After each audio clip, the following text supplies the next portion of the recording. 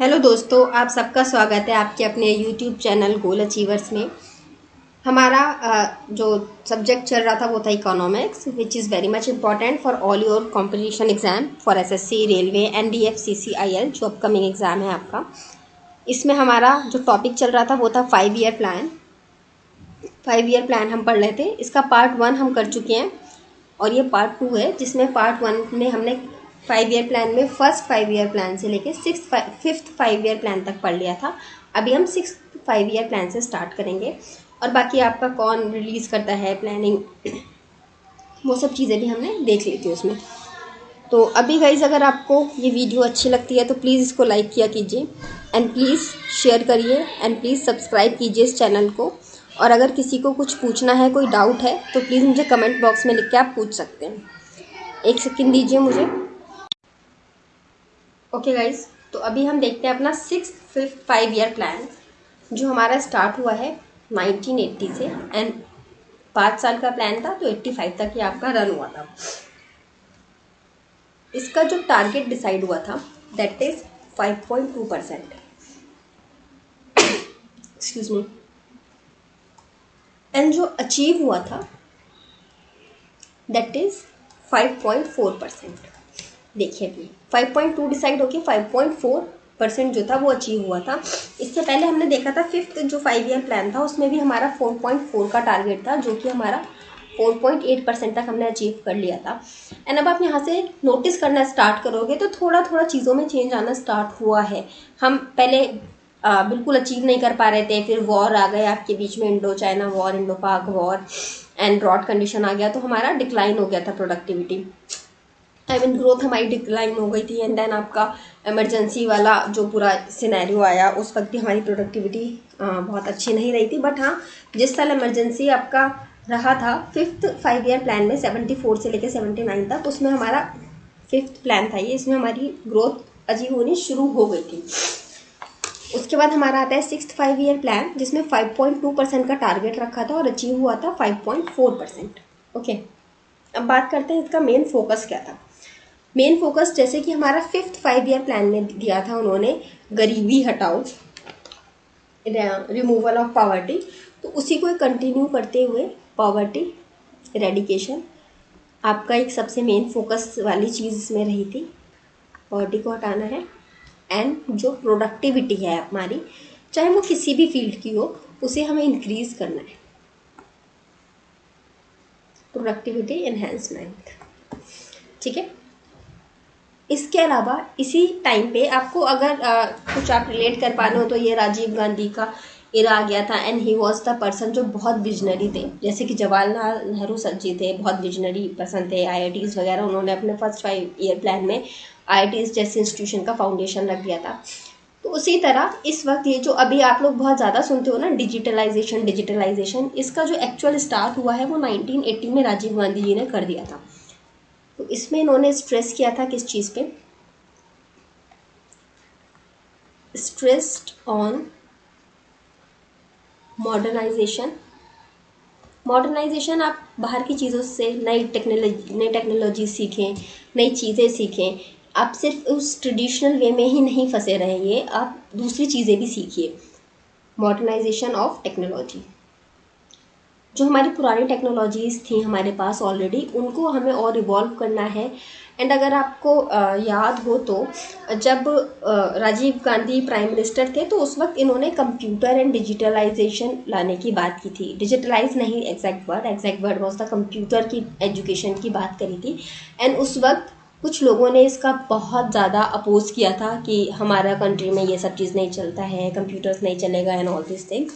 तो यही चीज़ था, उन्होंने मॉडर्नाइजेशन ऑफ टेक्नोलॉजी की बात करी थी, बट पीपल अपोज दैट। तो उस वक्त ये वाला जो कॉन्सेप्ट था उतना ज़्यादा ग्रो नहीं कर पाया, और अगर उस वक्त लोग सुन लेते और जो कहा था वो मान लेते तो अभी भी हम आईटी सेक्टर में बहुत ज़्यादा लीडिंग एक कंट्री की तरह हैं। बट हो सकता है गूगल जैसी कंट्रीज़ तब हमारी कंट्री में होती, गूगल जैसी कंपनीज इंडिया में होती, अगर उस वक्त ये जो सजेशंस थे अगर सुन लिए जाते। उसके अलावा इन्होंने पहले क्या होता था ना, एक कॉन्सेप्ट चलता था कि आप कुछ ऐसे लोग जो इन्वेस्ट करके, ठीक है, उससे कुछ ग्रोथ कर सकते हैं। आप उन लोगों को मनी दे दी, उन लोगों को आप मनी प्रोवाइड करवाइए थ्रू लोन्स या जो भी आपके पर्पस, जो भी आप तरीके से प्रोवाइड करा सकते हैं। इसके बाद क्या करेंगे, इसमें लोगों को एम्प्लॉयमेंट देंगे और आपका बाकी लोगों के पास भी जो है पैसा पहुंचेगा। ठीक है, आपका बाकी लोगों के पास भी पैसा पहुंचेगा, मतलब ऊपर वाले को आप दे दीजिए एंड देन फिर वो आपका एम्प्लॉयमेंट लेबर के पास, जो आपके आईटी वर्कर्स हैं या टीचर्स हैं या जो भी आपके दूसरे एम्प्लॉयमेंट है वो एक तरह से जनरेट करेंगे। पहले ये कॉन्सेप्ट चलता था, बट यहाँ पर क्या किया था इन्होंने, इस 5 ईयर प्लान में ये जो आपका ट्रिकल डाउन, ये जो आपकी ये अप्रोच थी, इसको इरेडिकेट कर दिया था, इसे ख़त्म कर दिया था अप्रोच को। क्योंकि क्या होता था बिजनेसमैन को, जैसे आप अभी का सिनेरियो देख लो, अगर आप एक प्राइवेट, आप किसी चीज़ का प्राइवेटाइजेशन कर रहे हो, आप एयरपोर्ट बेच रहे हो, आप रेलवेज बेच रहे हो, या आप कुछ भी ऐसी चीज़ें बेच रहे हो, तो उससे क्या हो रहा है, कुछ स्पेसिफिक बिजनेसमैन से उनके पास पैसा जा रहा है। ऐसा तो नहीं है कि वो उन्होंने अपने यहाँ लोगों को एम्प्लॉयमेंट दे रहे हैं बहुत अच्छा वाला। अगर आप कंपेयर कीजिए तो पहले एक अगर आपके यहाँ से ना कोई टेलीकॉम सेक्टर में रहा है कभी, या आप जानते हो किसी को, तो आप उनसे पूछिएगा कि जब वो BSNL सर्वाइव करता था, BSNL में नौकरी करते थे, तो उनको अच्छा खासा एक सैलरी मिलता था। ठीक है, because it's was a government organisation और गवर्नमेंट में ठीक ठाक सैलरी होता है। उसके अलावा अगर प्राइवेट में भी आप जाते हैं तो आपका मार्केट में एक फेयर कंपटीशन होता था, लाइक एयरटेल था, आइडिया था, वोडाफोन था, बहुत सी कंपनीज थी।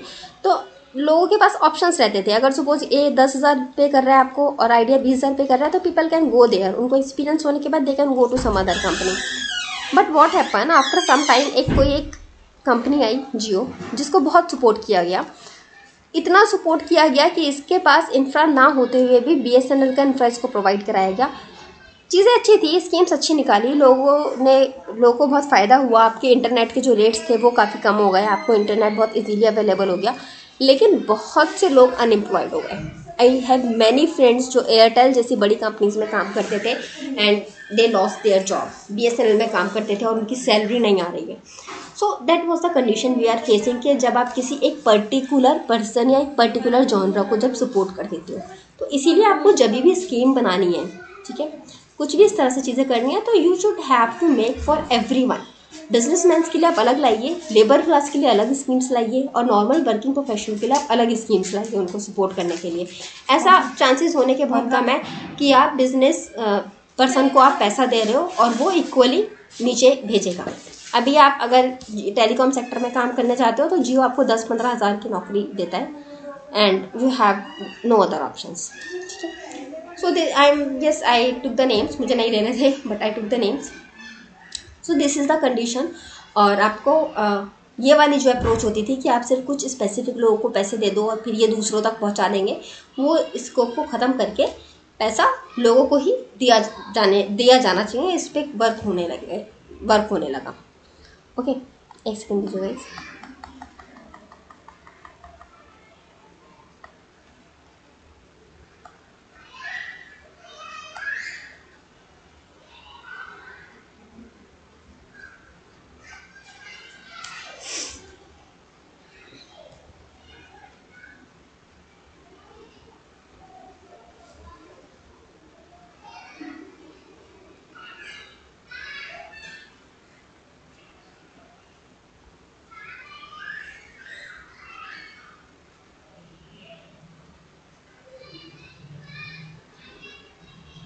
अगर अभी ये वीडियो रनिंग है, अगर रिकॉर्डिंग चल रही है, तो प्लीज़ आप इसको थोड़ा सा स्कीप कर दीजिएगा। जब तक ये दोबारा आपका ये वाला पेज नहीं हट जाता है, तब तक के लिए स्कीप कर दीजिएगा इस वीडियो को, बिकॉज मेरा लैपटॉप हैंग हो गया है और मैं रिकॉर्ड नहीं कर पाई हूँ फिलहाल। तो अगर आपके साइड पे चीज़ें वर्क कर रही हैं तो you can make the things.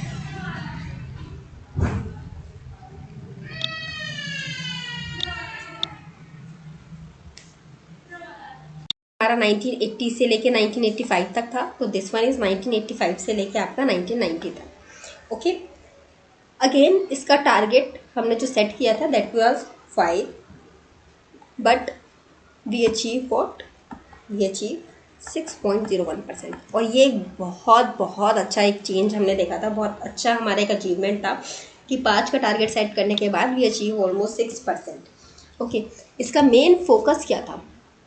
इतना हमारा अच्छा टारगेट था, एक तो था हमें प्रोडक्टिविटी इंक्रीज करनी थी अपनी, एंड आपका जो वर्क है वो इंक्रीज करना था। Work in the sense like employment, ठीक है। सो उस वक्त ये मुद्दे हुआ करते थे, एम्प्लॉयमेंट इंक्रीज करना है, all this things are the issues at that time. अभी का तो पता नहीं। तो आपका मेन फोकस था कि आपको आपकी प्रोडक्टिविटी जो है वो इन्हेंस करनी है, एंड आपका जो एम्प्लॉयमेंट है उसको आपको इंक्रीज करना है। और ऐसा फर्स्ट टाइम हो रहा था कि जो प्राइवेट सेक्टर्स थे ना, उससे पहले क्या होता था, ज़्यादातर सब कुछ पब्लिक सेक्टर्स में होता था, सब कुछ गवर्नमेंट के पास होता था। But this is the first time कि जब आपके प्राइवेट सेक्टर्स को प्रायोरिटी दी गई थी, ठीक है, प्राइवेट सेक्टर्स को प्रायोरिटी दी गई थी, एंड आपके प्राइवेट सेक्टर्स आने शुरू हुए थे मार्केट में। और उसमें आपका क्या हुआ था कि जो आपके इम्पॉर्टेंट थिंग्स हैं, लाइक आपका एनर्जी हो गया, ठीक है, आपका फूड का एक चीज़ होता था, और काफ़ी सारे इंपॉर्टेंट चीज़ें जो वो गवर्नमेंट के पास थी, उनको साथ कुछ भी आपका नहीं किया गया था ऐसा कि उनको प्राइवेट को दे दिया जाए।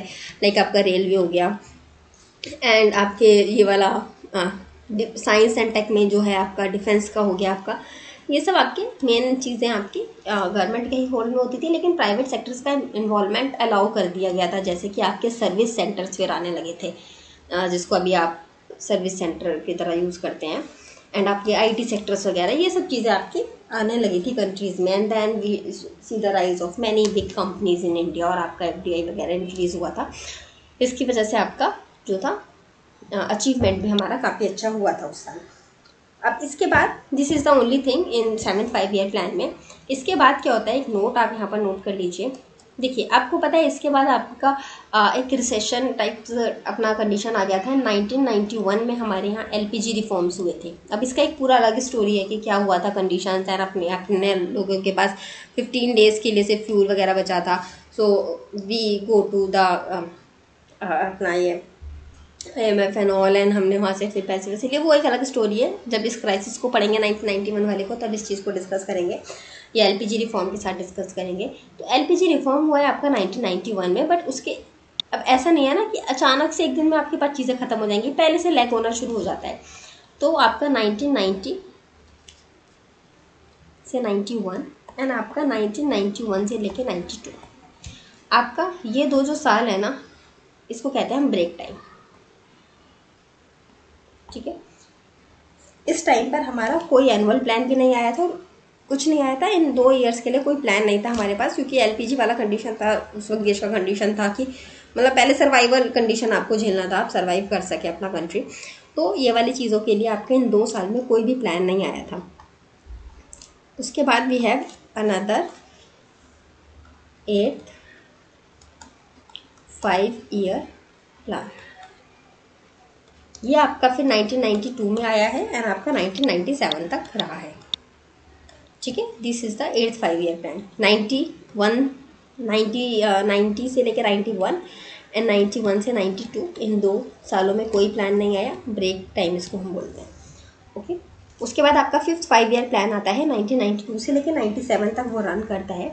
अगेन इसमें हमारा जो टारगेट हमने सेट किया था 5.6%, और हमारा अचीवमेंट बहुत सही था।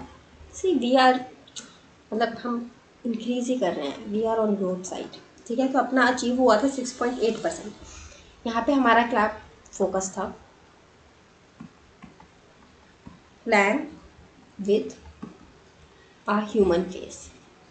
मतलब अब हमें इस तरह से, अब हमें लोगों की प्लानिंग करनी थी बेसिकली। अगर आप बात करेंगे, हमें ह्यूमन रिसोर्स जो था उसको प्लान करना था कि हमारे पास कितना है पॉपुलेशन, कितने पॉपुलेशन के पास क्या स्किल है, उसके हिसाब से हमें उनको एम्प्लॉयमेंट प्रोवाइड कराना चाहिए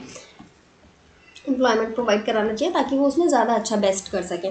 तो अब हम इस तरह से चीज़ों को लेके अपना चीज़ों को गाइड करने लगे थे। इस तरह से अपना जो प्रोडक्टिविटी होता था, जो भी हमारे गोल्स होते थे, हम इस तरह से उनको अचीव करने लगे थे। अपनी स्कीम्स हम इस तरह से डेवलप करने लगे थे कि हर सेक्टर के पास जो जिस लायक है, जिसके पास जिस लेवल की स्किल्स हैं, उसको हम उस लेवल का एम्प्लॉयमेंट दे सकें। तो आप ह्यूमन रिसोर्स का मैनेजमेंट हमने करना स्टार्ट कर दिया था।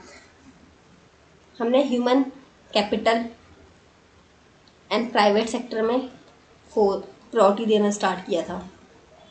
इससे पहले हम सेवन्थ ईयर प्लान में, 6th ईयर प्लान में हम वो चीज़ स्टार्ट कर चुके हैं 7th ईयर प्लान में, बट 8th में हमने उसको थोड़ा सा और इन्हेंस किया था 7th ईयर के बाद।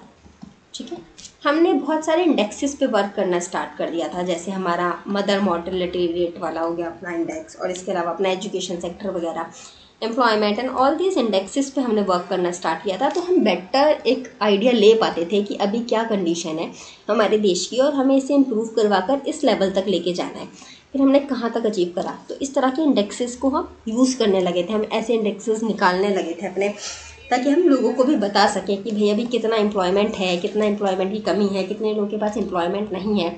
तो उसकी हम पूरी रिपोर्ट्स पब्लिश करने लगे थे। वो रिपोर्ट्स ऑलरेडी पहले से आती थी, एक प्रॉपर इंडेक्स वगैरह हम बनाने लगे थे। ओके, इसके अलावा 1992 में आपको पता है एलपीजी रिफॉर्म, 1991 1992 वाला, वो हम अलग से उसकी क्लास लेंगे।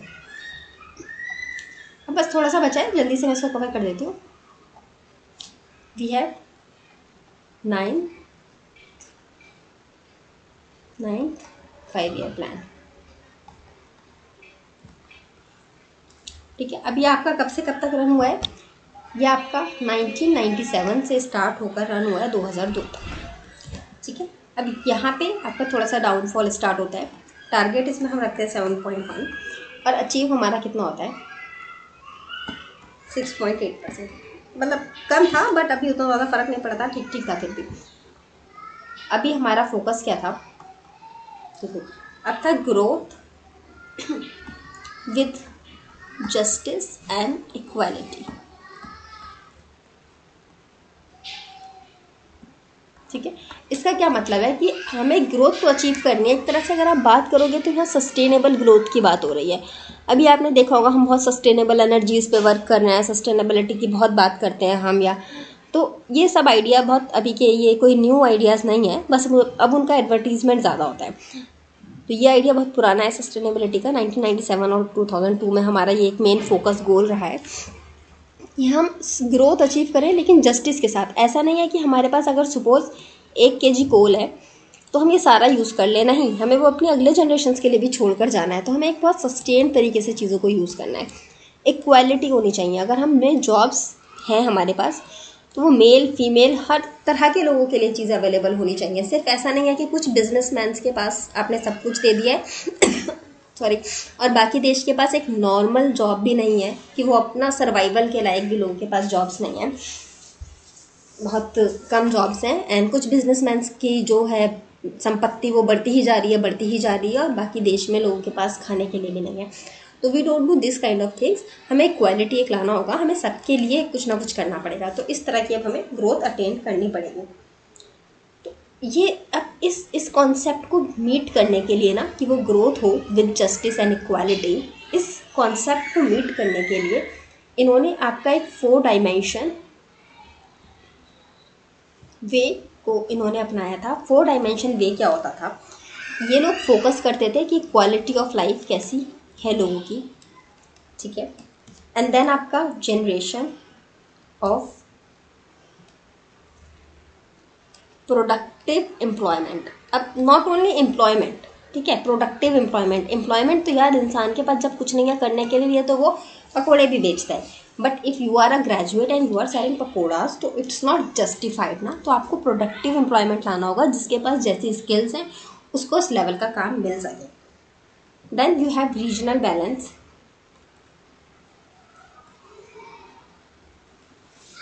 And self reliance is again आत्मनिर्भर। आपको पिछले वीडियो में मैंने बताया था, कोई नया कॉन्सेप्ट नहीं है, बहुत पुराना कॉन्सेप्ट है, बहुत पहले से चल रहा है अपने यहाँ। सेम लाइक के सस्टेनेबिलिटी एंड डिजिटलाइजेशन, ये सब चीज़ें बहुत पुराने कॉन्सेप्ट्स हैं, बस अब उनको एडवर्टाइज थोड़ा ज़्यादा कर दिया जाता है। बाकी अगर आप 5 ईयर प्लान को बहुत अच्छी तरह स्टडी करेंगे तो आपको बहुत अच्छी तरह समझ में आएगा कि कब अपने देश में क्या स्कीम आई है और उससे क्या बेनिफिट हुआ है, एंड किस तरह से देश ग्रोथ हुई है अपने कंट्री की और हम कहाँ पहुँचे हैं। बट ऑब्वियसली ये भी आपके वो एग्जाम पॉइंट ऑफ व्यू के लिए इंपॉर्टेंट नहीं है, तो उतना डीप में मैं नहीं पढ़ा रही हूँ। सिर्फ इंपॉर्टेंट चीज़ें, इंपॉर्टेंट पॉइंट्स मैं आपको बता देती हूँ जो पूछे जा सकते हैं। ये वाला 9th ईयर प्लान आप याद रखना, क्योंकि सस्टेनेबिलिटी की बात हुई है इस 9th ईयर प्लान में। तो पीपल में आस्क यू कि आपका सस्टेनेबिलिटी की बात सबसे पहले कब हुई है? तो in the 9th 5 year plan में। 10th 5 ईयर प्लान, ठीक है, ये आपका कब से कब तक हुआ है, 2002 से लेके 2007 तक। ओके, इससे पहले वाला 97 से लेके 2002 तक था, ये वाला 2002 से लेके 2007 तक। Again we have the target 8.1%, but we achieve what, we achieve only 7.7%। Okay, अब यहाँ पर हमारा फोकस क्या होता था, वी हैव द फोकस कि हमें जो पर कैपिटा इनकम है ना, double the per capita income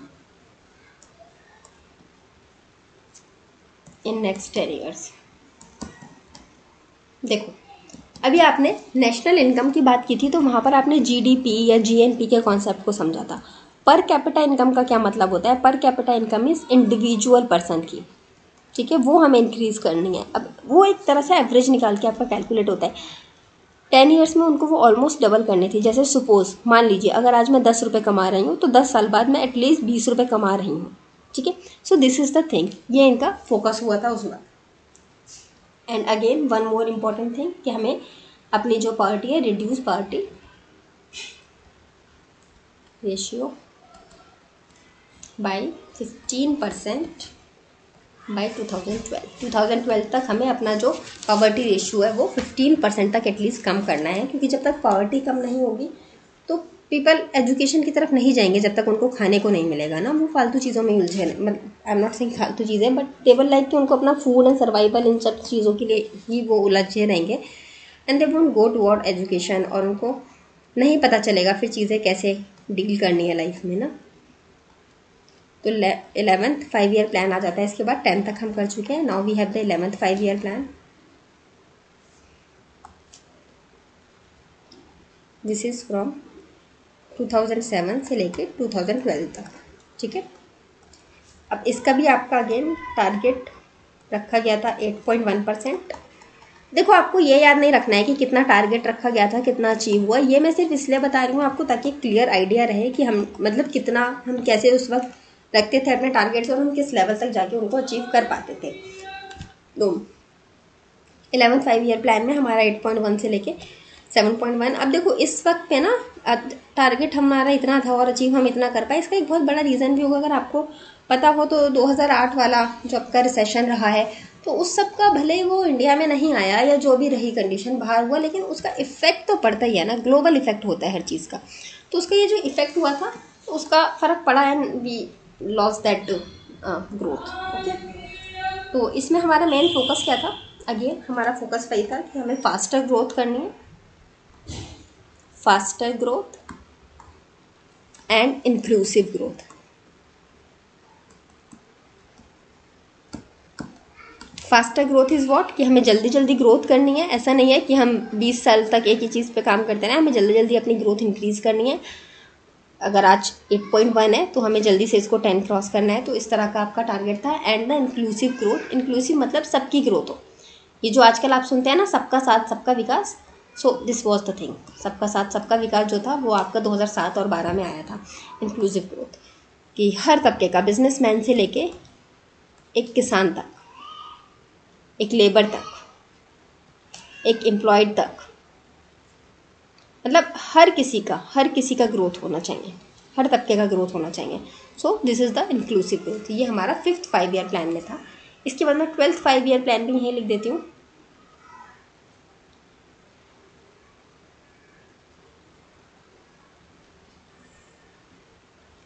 12th 5 year plan,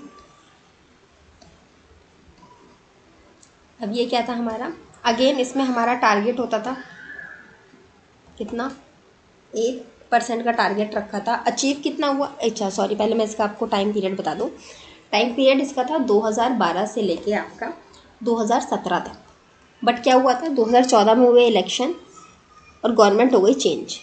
अब गवर्नमेंट हो गई चेंज तो उसने इस प्लानिंग कमीशन को ही ख़त्म कर दिया, and things move to some other way. तो आपका ये 2017 तक नहीं रन किया था, ये आपका 2012 से शुरू होकर 2014 तक शायद से रन किया था, वो भी जब तक आपका ये इलेक्शंस वगैरह वाली चीज़ें नहीं होती। एंड अगेन आपका फोकस यहाँ पर वही होता था, फास्टर ग्रोथ करनी है आपको, मोर फोकस्ड करनी है, मोर इंक्लूसिव ग्रोथ करनी है, एंड मोर सस्टेनेबल ग्रोथ करनी है।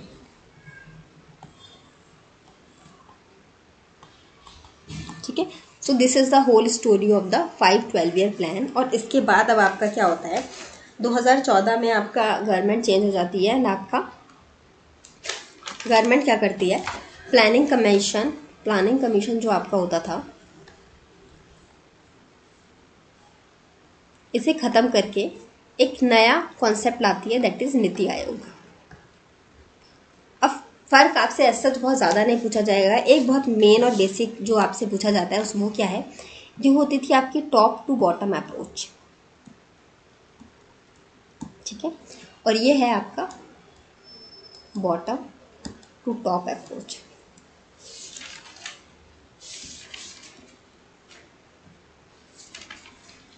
ठीक है, ये आपका इसका अगर मैं बात करूं तो ये आपका स्टार्ट हुआ है 15 मार्च 1950 में, और कब तक रहा है ये आपका 17 अगस्त 2014 तक। ये आपका इस्टेब्लिश, आपको देखो 2014 में इसको डिमोलिश कर दिया गया, फिर न्यू स्कीम बनाई गया, न्यू चीज़ें लाई गई, उन पे एनालिसिस हुआ, उन पे कुछ रिपोर्ट सबमिट हुई एंड आपका ये इस्टेब्लिश हुआ है 2015 में एंड अभी तक ये कंटिन्यू हुई है। तो ये बेसिक डिफरेंस है। हाँ, टॉप टू बॉटम अप्रोच क्या है and bottom to top approach क्या है, ये मैं भी आपको बता देती हूँ। देखो पहले क्या होता था, सपोज सेंट्रल गवर्नमेंट ने पैसा फंड किया स्टेट्स को।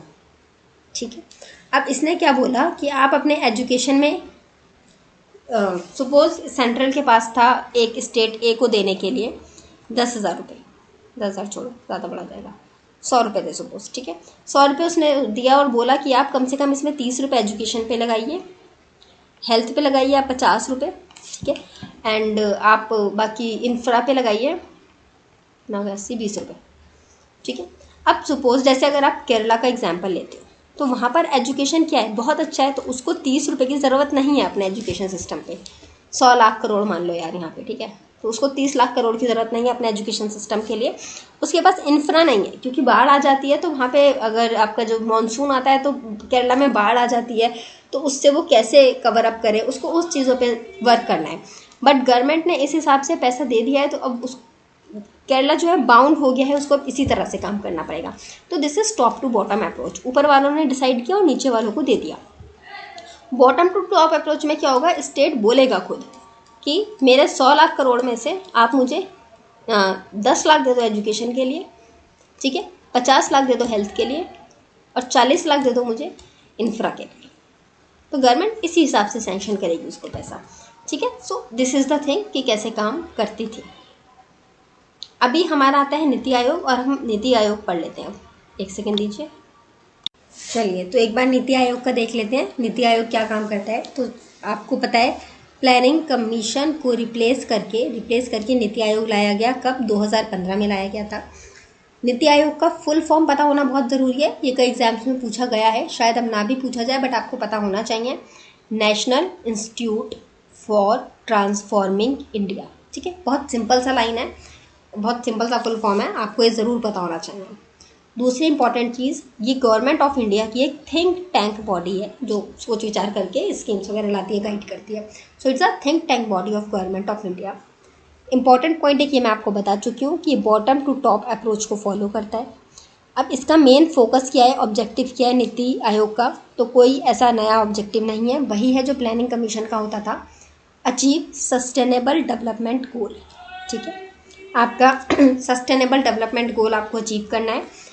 अब किस तरह से ये काम करती है, इसका वर्क कैसे ये करती है, वर्क में क्या क्या इंक्लूड होता है, 3 चीज़ें इंक्लूड हैं। पहले एक्शन प्लान जो 3 साल तक काम करता है। आपने कोई एक प्लान बनाया, उस पर 3 साल तक काम करना है आपको, लाइक आपका एक्सटेंड हो सकता है, वो अलग चीज़ें हैं, वहाँ उतना डीप में मैं नहीं जा रही हूँ फिलहाल। एक्शन प्लान जो 3 साल आपको एक एक्शन लेना है और उसका आपको आउटपुट देखना है 3 साल के लिए। फिर एक होता है स्ट्रेटजी प्लान, जो आपको 7 साल तक आपको कोई भी स्ट्रेटजी बनाना है, डेवलप करना है, एनालिसिस करना है, 7 साल के लिए चलता है वाला plan. And another one is the vision plan, जो आपका पूरा 15 साल के लिए होता है। आपने कुछ स्कीम निकाली, उसका क्या इफेक्ट आएगा, कब तक आएगा, तो इट विल लाइक द एक दूरदर्शी जो प्लान होता है, it was a vision plan. So this is all about NITI Aayog, जो आपको पता होना चाहिए।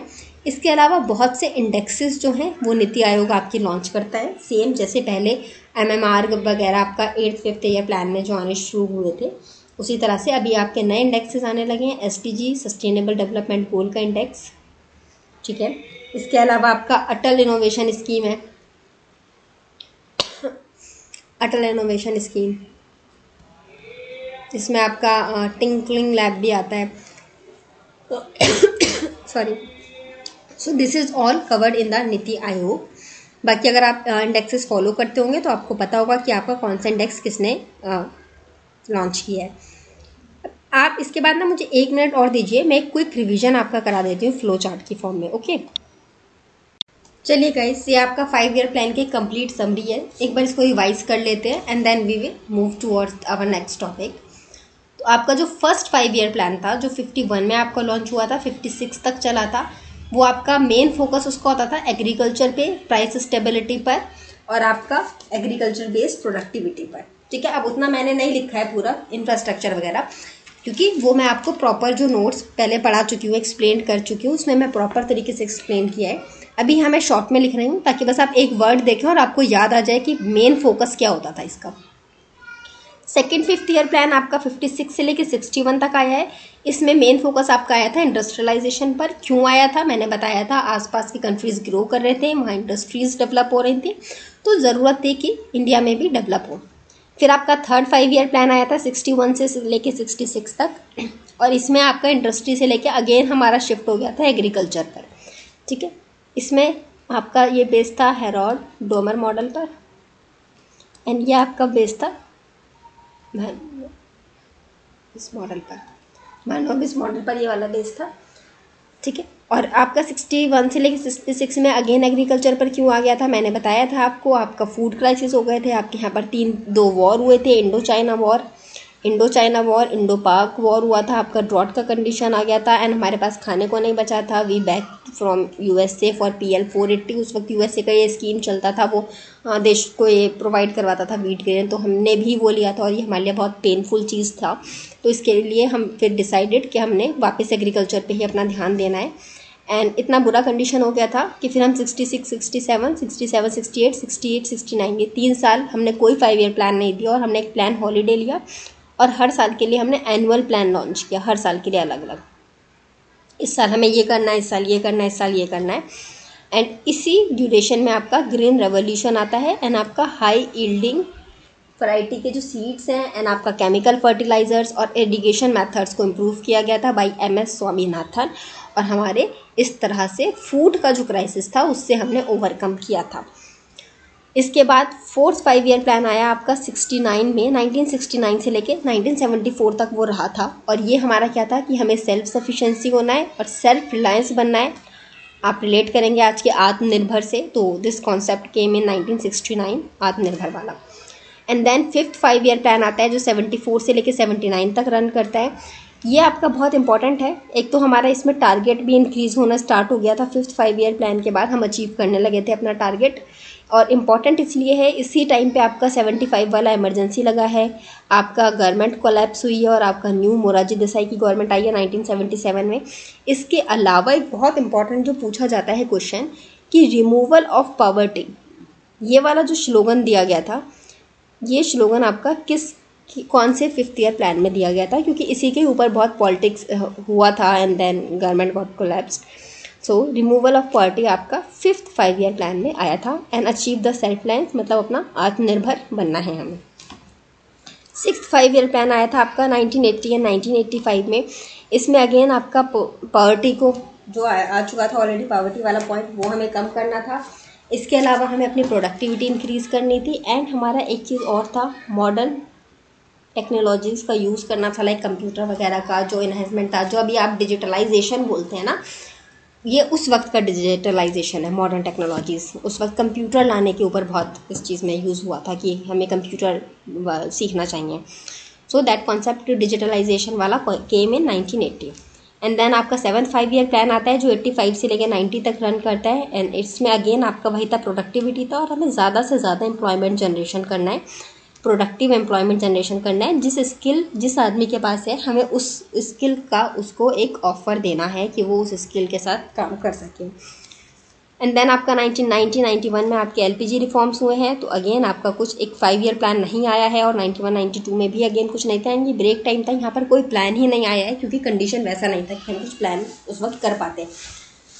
देन आपका 8th 5th ईयर प्लान आता है 1992 में, जो 1997 तक आपका रहता है, और इसमें था आपका प्लान विद ह्यूमन फेस। मैंने आपको बताया था आपका ह्यूमन रिसोर्सेज का यूज़ होना स्टार्ट हो गया था कि किस पर्सन के पास आपका क्या एबिलिटी है, क्या स्किल है, उसको उस एबिलिटी का वर्क मिले ताकि वो ज़्यादा से ज़्यादा काम अच्छा प्रोड्यूस कर सके और अच्छा उसका ग्रोथ हो सके।